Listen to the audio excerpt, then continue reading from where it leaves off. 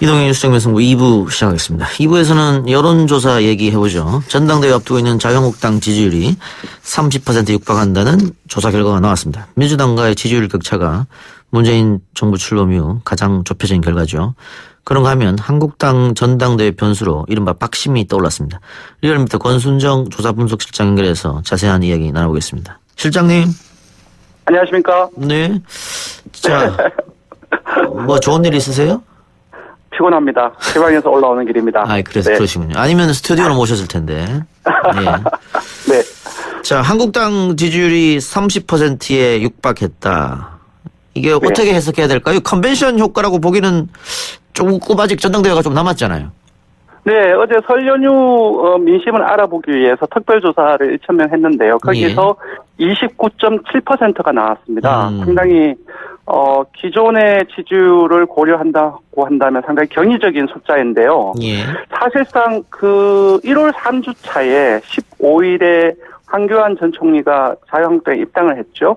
그때가 1월 3주 차인데 그 이후로 꾸준히 계속 오르고 있습니다. 그때 보면은 출마 선언도 중간에 다른 후보들도 있었고, 그리고 문재인 대통령을 타겟팅해서 계속 강력 발언들을 대선 주자들을 죄송합니다.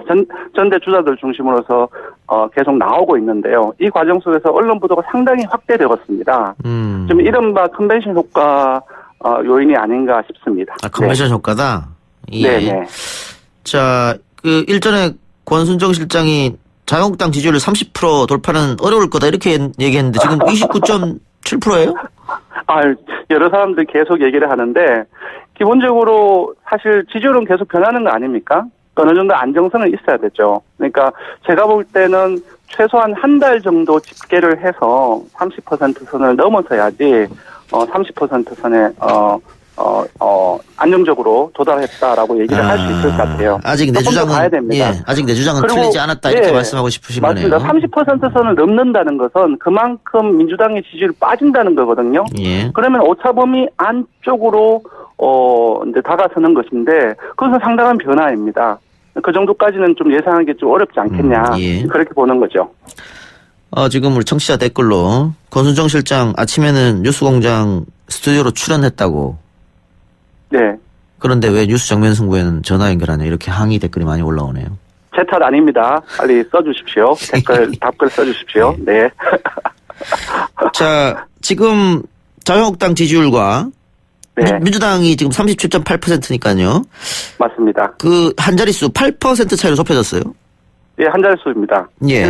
그래서 조금 전에 말씀드렸다시피 만약에 자유한국당 지지율이 안정적으로 30% 초반을 유지를 한다는 것은 예. 그만큼 이제 무당층으로 이동할 수도 있지만 사실 지금 같은 경우는 제로섬 게임을 보이고 있거든요. 그래서 그만큼 민주당이 떨어진다는 것인데 떨어졌을 경우에 오차범위 내인데 사실 탄핵으로 이번 여러 내상들, 외상들 이런 부분들이 없어지는 단계로 올라섰다라고 그렇게 판단할 수 있는 거거든요. 예. 그래서 근데 아직까지는 여러 가지 현안 조사라든지 그 민심을 봤을 때 그 정도까지는 좀 아니다라는 생각이 들고 자유한국당이 새로운 리더십을 창출을 해서 늘 이제 다른 전문가들도 얘기를 하지 않습니까?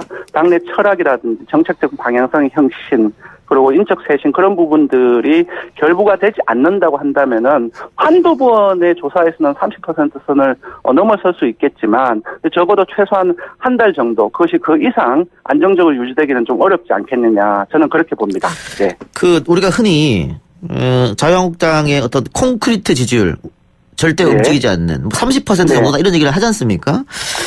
저는 한 35%로 봐요. 35%. 그러니까 여론조사 그러니까 지지층하고 그리고 여론조사로 잡히는 지지층은 조금 다른 부분들이 있다고 생각해요. 왜냐하면 이른바 우리 사회 보수층이라는 얘기도 많이 하지 않습니까? 왜냐하면 지지층이 있다 할지라도 여론조사에 참여 안 하는 사람들이 있기 때문에. 그렇죠. 하지만 최근에 좀 변했습니다.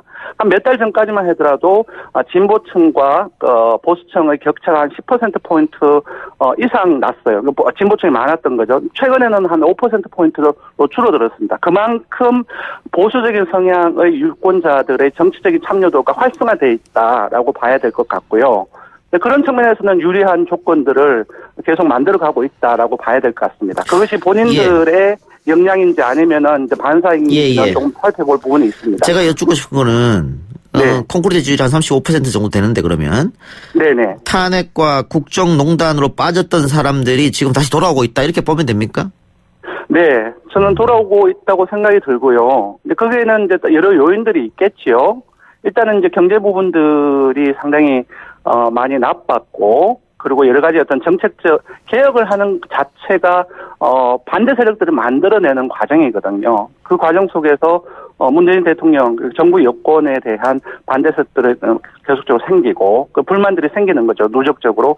그러한 사람들이 기존의 보수적인 성향을 가지고 새누리당이라든지 한나라당을 지지했던 사람들이 탄핵 정국에서 돌아섰다가 다시 회귀하는 과정으로 전부 다는 아니겠지만 그렇게 봐야 될 것 같습니다. 예. 이번 조사에서 주목할 부분이 40대는 민주당으로 20, 30대 청년 세대는 한국당으로 결집하고 있다는 부분인데 네. 그 자유한국당의 전신은 새누리 또 한나라 또 그전에 신한국당 뭐 민자당 이렇게 쭉 보면요. 네네. 그 젊은 층한테 계속 외면받았었거든요. 근데 그렇습니다. 이번 네. 조사는 다르단 말이죠. 어떻게 봐야 될까요? 오늘 이제 20대 지지율이 민주당이 27.8%, 자유한국당 27.8%가 죄송합니다. 27.6%가 나오지 않았습니까? 예. 대서특필을 했는데 저는 조금 다른 생각을 가지고 있어요. 이거는 원포인트 조사입니다. 아하. 그러니까 안정성을 얘기를 했지만 이것이 어느 정도 지속이 되느냐라고 봤을 때 20대의 기본적인 정치적인 성향이라든지 그들이 가지고 있는 사회경제적 현재의 조건 그리고 그것들의 요구들을 20대의 요구들을 반영해 줄 수 있는 당의 정당 정책이든 그런 부분을 종합적으로 봤을 때 20대가 요번에는 그렇게 나왔지만 안정적으로 자유한국당으로 다수가 이동할 가능성은 상당히 낮다라고 봅니다. 네. 젠더 이슈가 조금 영향을 미치지 않았을까요? 저는 두 가지로 봅니다. 그러니까 여론조사를 해보면, 이런 조사를 리얼미터가 해봤어요. 그러니까 어느 세대가 경제적으로 가장 어렵다고 생각하는지. 근데 본인의 세대도 그렇고, 타 세대도 그렇고, 20대가 가장 어렵다는 얘기가 많이 나왔거든요. 여론조사 결과에 공표가 되진 않았습니다. 예. 그래서 기본적으로 이번 설 연휴를 거치는 과정 속에서 본인들 20대나 30대의 본인들의 어떤 경제적인 사회경제 조건들이 가족이라든지 친지들 간의 어떤 교류를 통해서 보다 좀 더 심각하게 인식되었을 가능성이 크고요. 두 번째로는 그 단순히 현재의 어떤 설 연휴의 어떤 그런 어떤 효과뿐만 아니라 금방 말씀하셨던 젠더 문제가 최근 한 2달 정도까지 이제 얘기가 되고 있는데 그 부분도 분명히 영향을 미쳤다고 봅니다. 어쨌든 원포인트로 해서 그러니까 자유한국당으로 다수가 갈 것인가 부분들을 하고 이러한 현상이 20대가 정부 여당을 빠지는 부분들은 좀 다른 부분들이 있습니다. 다만 이제 빠지는 부분들은 저들은 계속 누적되고 있기 때문에 지속적으로 빠지는 어떤 현상들이 나타나고 있기 때문에 그 부분들은 실제로 존재한다라고 봐야 될 것 같습니다. 예. 네. 자, 자유한국당 전당대회가 예정대로 열리기로 했습니다. 지금 네. 황교안 전 총리 같은 경우에는 그대로 하자 이런 주장이었고 네. 다른 당권 주자들은 일정을 변경하지 않으면 보이콧하겠다라고까지 말했는데 예정대로 열린단 말이죠. 그러면 황교안 전 총리한테 상당히 유리하게 돌아간다 이렇게 해석해도 됩니까?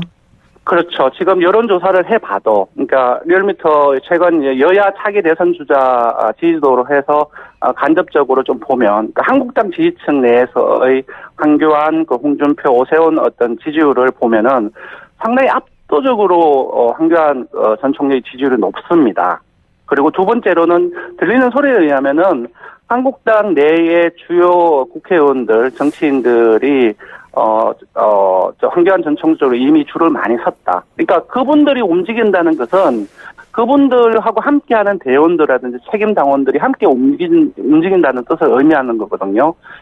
이런 어떤 여론조사라든지 당내의 어떤 판도의 변화를 고려를 해봤을 때 사실상 좀 뒤집기는 좀 어렵지 않겠나라고 하는 것이 저의 의견입니다. 자, 그런데 이번에 박근혜 대통령의 신복인 유영하 변호사가 모 종편에 나와가지고 황교안 전 총리를 이른바 디스하는 비난을 했단 말이죠. 이게 어떻게 좀 영향이 있을까요? 선거에? 예, 오늘도 상당히 많은 언론에서 그 부분들을 이제 썼던데 저는 아니라고 봐요. 왜냐하면 움직이려고 한다면 박근혜 전 대통령이 영향력이 한국당 지지층에 아직까지 통해야 된다는 것을 전제하는 거잖아요. 근데 이제 기본적으로 한국당의, 그러니까 친박 세력의 가장 적극적인 친박 세력들은 사실상 대한애국당의 지지층입니다. 뭐냐 하면은, 대한애국당의 지지층보다는 낮은 지지, 박근혜 전 대통령에 대한 또는 어떤 연민의 정을 가지고 있는 사람들이 다수가 자유한국당 지지층을 이루고 있다고 보고요. 연민의 정을 가지고 있는 것 자체만으로 기본 전대에 그분들의 어떤 투표 태도를 바꿀 수 있다라고 저는 보지는 않고요. 그리고 이미 아까 조금 전에 말씀드렸다시피 이미 국회의원들이 상당히 많이 자유한국당 소속의 한교안 쪽으로 많이 움직였기 때문에 그러한 대세를 허물기는 좀 어렵다라는 생각이 들고요. 그렇기 때문에 지금 한교안 전 총리를 제외하고 나머지 6인들이 전대를 연기하고자 하는 어떤 의지가 많이 나타나고 있다고 봅니다. 네. 예, 알겠습니다. 황교안 체제가 만일 들어선다고 하면 다음 총선에서 여권한테는 유리할까요, 불리할까요? 어떻게 생각하세요? 저는 유리하다고 봅니다. 오히려? 예. 예.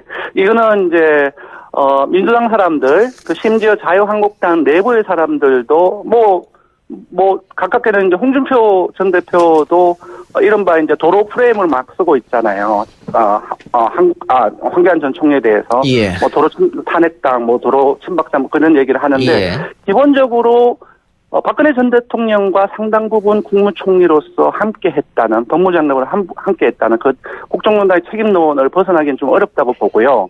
그리고 상당히 많은 논란과 의혹이 있습니다. 그 중에서도 가장 큰 사안들이 세월호 외압 의혹이라든지 수사 외압 의혹이라든지 재판거래 사법농단에 개입한 부분들이라든지 그리고 국정원 이제 댓글 이 부분들이라든지 이 세 사안은 상당히 중요한 문제이거든요. 그래서 어떤 국정농단에 대한 책임론 금방 말씀드렸던 중요한 부분들에서 의혹 이런 부분들이 이런 어떤 프레임들을 탈피하기는 상당히 좀 어렵지 않겠냐라는 것이 다른 많은 분들의 생각이고 저 또한 그렇습니다. 예. 네.